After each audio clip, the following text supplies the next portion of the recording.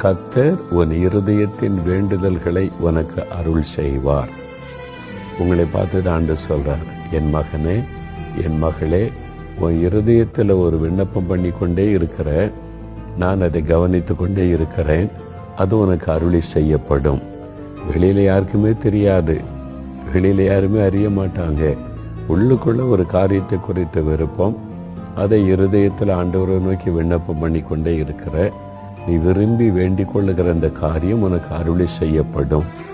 அதனுடைய ஆவிக்குரிய ஆசீர்வாதமா இருக்கலாம், குடும்பத்துக்கு அடுத்த ஆசீர்வாதமா இருக்கலாம், வேலை காரியமா இருக்கலாம், படிப்பின் காரியமாக இருக்கலாம், ஊழியத்தின் காரியமாக இருக்கலாம்.